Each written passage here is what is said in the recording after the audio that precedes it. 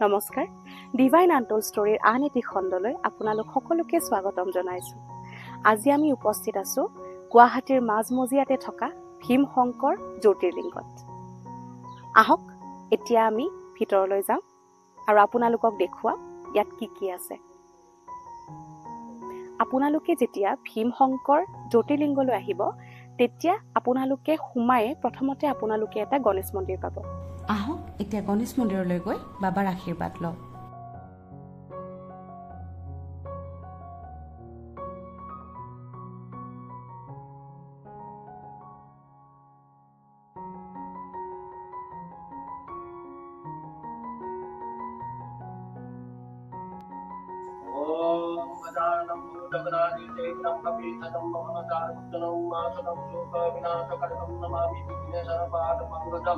ओम वक्रतुंड महाकाय कोटि शुद्धतम प्रपंचम परमेश्वर संकारीषु सर्वदा सर्वदा मंगल प्रदाय ज्ञान बुद्धि विद्या दान धर्म सुख शांति प्रदाय भव सर्व विघ्न विनाशाय सर्व मंगल हेतु पार्वती के पुत्राय श्री गणेशाय नमो नमः।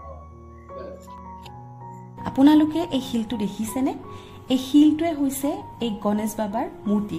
কিন্তু আপোনালোকে নাভাবিব যে এই শিলটো মানুহে বনোৱা নহয়। এই শিলটো আচলতে স্বয়ম্ভূ হয় আৰু প্ৰতি বছৰে মন্দিৰ পৰিষদৰ মানুহে এই শিলটোক ধুনীয়াকৈ ৰাখে।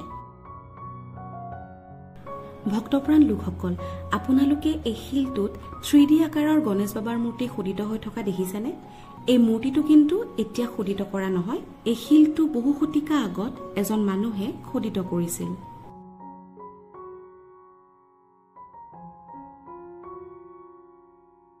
এয়া পাহাৰখন দেখিছেনে কেনেকে কাটিছে? আচলতে পাহাৰখন কাটিছে ৰাস্তা বনাবলে, যাতে মন্দিৰলৈ যোৱা মানুহখিনিৰ অসুবিধা নহয়। এনে ভিতৰলৈকে বহুত ভিৰ হৈ থাকে, কিন্তু এইটো ছিজনত মানে এইখিনি টাইমত বেছি ভিৰ নাথাকে। বিশেষকৈ শাওণ মাহত এই মন্দিৰটোত বহুত ভিৰ হৈ থাকে। দৰ্শনাৰ্থীবিলাকে বাবাৰ আশীৰ্বাদ ল'ব আহে আৰু সেইকাৰণে তেওঁলোকৰ সুবিধাৰ কাৰণে চৰকাৰে এই ৰাস্তাটো বনোৱা আৰম্ভ কৰিছে, যাতে যোৱা মানুহৰো অসুবিধা নহয় আৰু অহা মানুহৰো অসুবিধা নহয়। সঁচাকৈ চৰকাৰক কিন্তু এই ক্ষেত্ৰত শলাগিব লাগিব, কাৰণ চৰকাৰে দৰ্শনাৰ্থীসকলৰ সুবিধাৰ কাৰণে এই ৰাস্তাটো বৰ ধুনীয়াকৈ বনোৱা আৰম্ভ কৰিছে। আহক এতিয়া আমি মেইন মন্দিৰটোলৈকে যাওঁ। এইখনে হৈছে বিখ্যাত ভীমশংকৰ জ্যোতিৰ্লিংগৰ প্ৰৱেশদ্বাৰ, মেইন প্ৰৱেশদ্বাৰ। আহক এতিয়া আমি ভিতৰলৈ যাওঁ।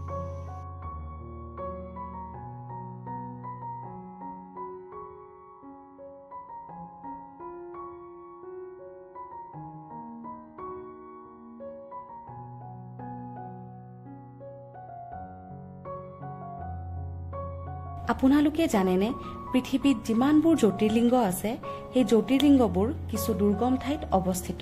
আৰু আমি আপোনালোকক যিটো জ্যোতিৰ্লিংগ দেখুৱাম, সেই জ্যোতিৰ্লিংগটো গুৱাহাটীৰ এখন পাহাৰত অৱস্থিত, যাৰ নাম হৈছে ডাকিনী পাহাৰ।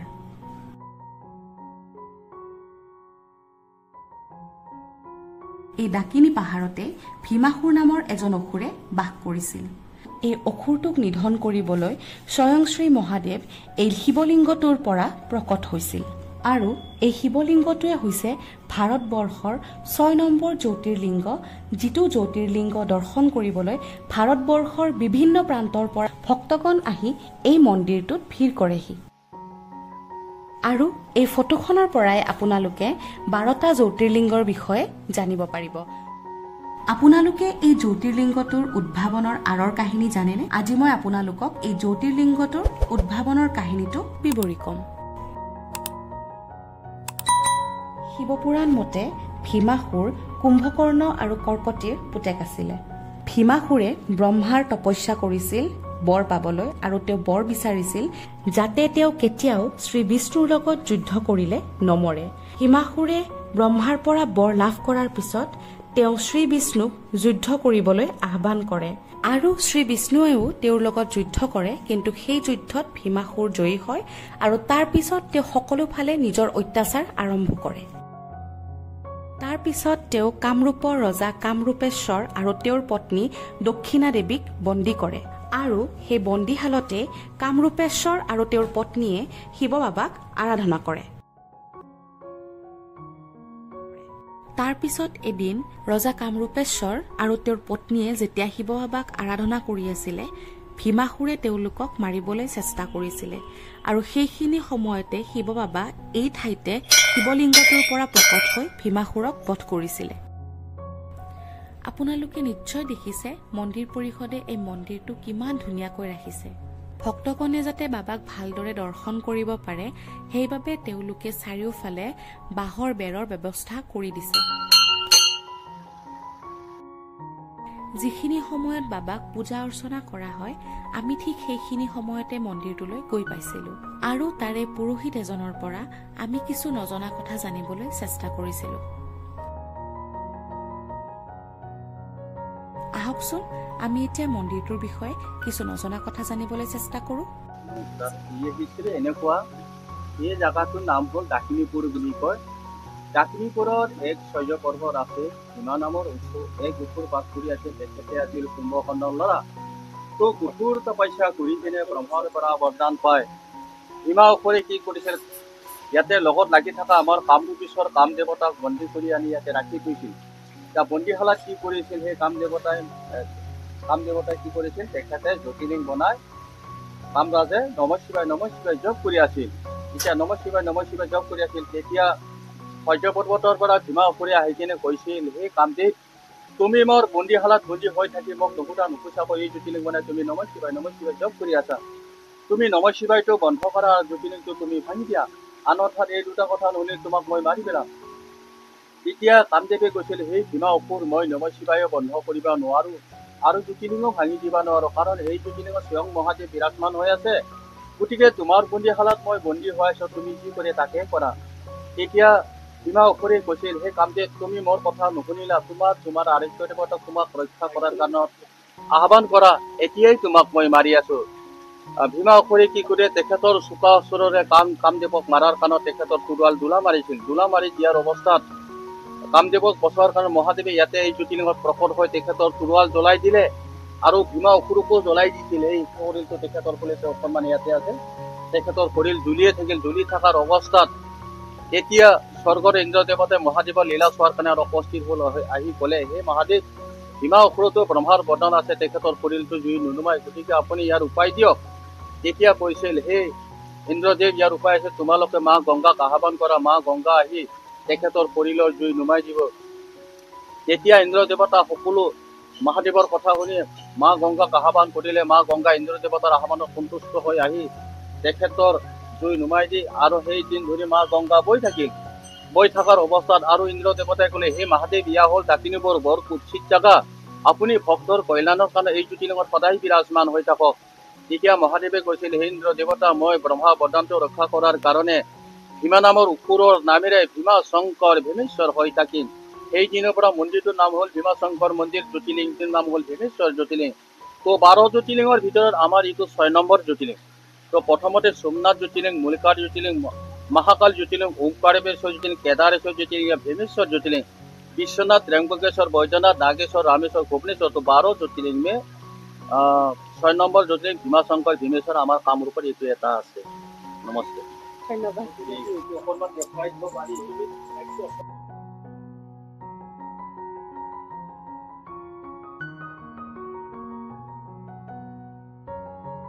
আৰু এইটোৱে হৈছে সেই ভাৰতবৰ্ষৰ ভিতৰত 6 নম্বৰ জ্যোতিৰ্লিংগ, যাৰ নাম হৈছে ভীমাশংকৰ জ্যোতিৰ্লিংগ। আহক সকলোৱে মোৰ লগত জ্যোতিৰ্লিংগটো দৰ্শন কৰক আৰু এবাৰ সকলোৱে মোৰ লগত কওক, হৰ হৰ মহাদেৱ।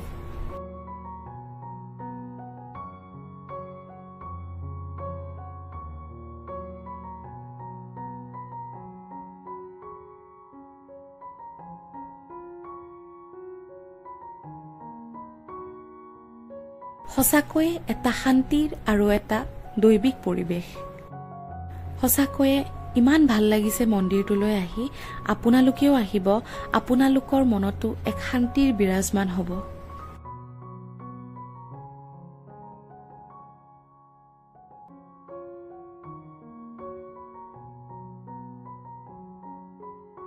आप लोग कहाँ से आए हैं? ये मंदिर के बारे में आपको कैसे पता चला? इसके बारे में कुछ बताइए आप लोग। हम लोग कोलकाता से हैं और मंदिर के बारे में हम लोग को स्पेशली यहाँ का सच नॉलेज नहीं था। हम लोग ने मतलब कैब वगैरह बुक किया तो उन्होंने कहा यहाँ पे भी मंदिर है, तो आगे का एक्सपीरियंस ये बताएंगे। ये भोलेनाथ की बहुत बड़ी फैन है। नहीं, भोले बाबा की ज्योतिर्लिंग तो हमें पता है कि 12 ज्योतिर्लिंग है, पर ये मालूम नहीं था कि यही है भीमा शंकर। हम कामाख्या देवी के दर्शन करने आए थे, बहुत अच्छे दर्शन हुए। उसके बाद आते आते यहाँ पता चला कि हमारे महादेव भी है यहाँ पे, तो ऐसी पूरी फैमिली के साथ, ये मेरी सिस्टर है, मम्मी और वो ऊपर गए हैं सब। बस पहले आसाम आए हैं आप लोग या फर्स्ट टाइम फर्स्ट टाइम है? कैसा लगा आसाम आपको? बहुत अच्छा, बहुत अच्छा। और यहाँ के लोग? अच्छे हैं, लोग भी अच्छे हैं। तो अगली बार जरूर आएंगे फिर से। माता रानी बुलाएगी, मेरे बाबा बुलाएंगे तो जरूर आएंगे। आते रहिएगा। हम সঁচাকে ইমান মনোমোহা পৰিৱেশ, ইমান ধুনীয়া পৰিৱেশ, মনতে শক্তি আৰু শান্তিৰ সঞ্চাৰ হয়। আৰু কি ধুনীয়াকৈ নিজৰাৰ পানী বৈ আহি আছে দেখিছেনে? কিন্তু কোনেও নাজানে এই নিজৰাৰ পানী কেতিয়াৰ পৰা, কোন যুগৰ পৰা এনেদৰে নিৰৱচ্ছিন্নভাৱে বৈ আহি আছে। আচলতে হয়তো পৌৰাণিক কালৰ পৰাই, যেতিয়াৰ পৰা ভীমেশ্বৰ বাবা ইয়াতে স্থাপিত হৈছে, চাগে তেতিয়াৰ পৰাই এই নিজৰাটো নিৰৱধিচ্ছন্নভাৱে বৈ আহি আছে। আচলতে এখন পাহাৰ হয়, কিন্তু তথাপি কিমান ধুনীয়াকৈ মন্দিৰ পৰিষদে কিমান ধুনীয়াকৈ এই জাগাখিনি মোকলাই ৰাখিছে, যাতে মানুহখিনিয়ে গৰমত আহিলে অশান্তিও নাপায়, ছাদ ধুনীয়াকৈ জিৰাব পাৰে, বহাৰ সুবিধাও কৰিছে যাতে দৰ্শনাৰ্থীসকলে বহিবও পাৰে, তাতে জিৰাব পাৰে বাবাক দৰ্শন কৰি পেলাই। কিনো ক'ম আৰু, এটা কথাই ক'ব বিচাৰোঁ আপোনালোকক, আচলতে ৰিকুৱেষ্ট কৰিব বিচাৰোঁ, যোনে যোনে অহা নাই এই মন্দিৰটোলৈ, আপোনালোক সকলোৱে আহক, মন্দিৰটো দৰ্শন কৰক, মন্দিৰটোৰ চাৰিওফাল চাওক। লগতে আপোনালোকেও আজি ভীমশংকৰ মন্দিৰটো দৰ্শন কৰিলে, গতিকে মন্দিৰটো দৰ্শন কৰি কেনেকুৱা পালে নিশ্চয় আপোনালোকে মোক কমেণ্টত জনাব। যিহেতু আমি আজি পামহিত আছোঁ, আৰু পামহিতে এখন অতি প্ৰসিদ্ধ ঠাইও আছে। এতিয়াই মই আপোনালোকক সেই নামটো নকওঁ, আগতে তালৈকে গৈ লওঁ, তাৰপিছত আপোনালোকক দেখুৱাম আৰু নামো ক'ম। আহক এতিয়া আমি তালৈকে যাওঁ। ফাইনেলি আমি আহি পেলাই সেই ঠাইখিনিত উপস্থিত হ'লোহি, আৰু সেই ঠাইখিনি বেলেগ নহয়, এখন অসমৰ প্ৰসিদ্ধ বিল, যাৰ নাম হৈছে দীপৰ বিল। আৰু আপোনালোকেও নিশ্চয় শুনিছে সেই বিলখনৰ কথা, এইখনেই হৈছে সেই দীপৰ বিল।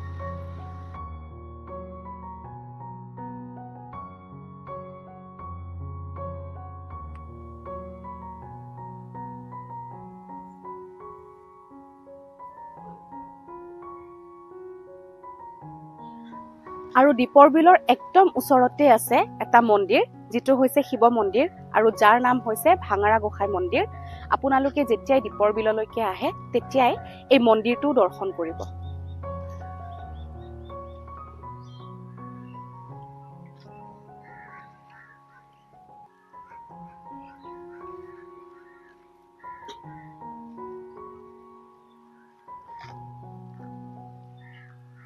আজি আমি আমাৰ এই ভিডিঅ'টো ইমানতে সামৰিছোঁ। সকলোৱে ভালে কুশলে থাকক, সকলোৰে ওপৰত ভগৱান শিৱ বাবাৰ আশীৰ্বাদ থাকক। আপোনালোকে যদি আমাৰ এই ভিডিঅ'বোৰ চাই ভাল পাইছে, তেতিয়াহ'লে লাইক, শ্বেয়াৰ আৰু ছাবস্ক্ৰাইব কৰি আমাক আশীৰ্বাদ কৰিবলৈ নাপাহৰিব, আৰু লগতে কমেণ্টো কৰিব। আৰু আপোনালোকৰ ওচৰতো যদি এনেকুৱা থান আছে, যিবোৰ থানৰ মান্যতা আছে বা হিষ্ট্ৰী আছে, সেই থানবোৰৰ কথা আপোনালোকে আমাক কমেণ্টত জনাব পাৰে।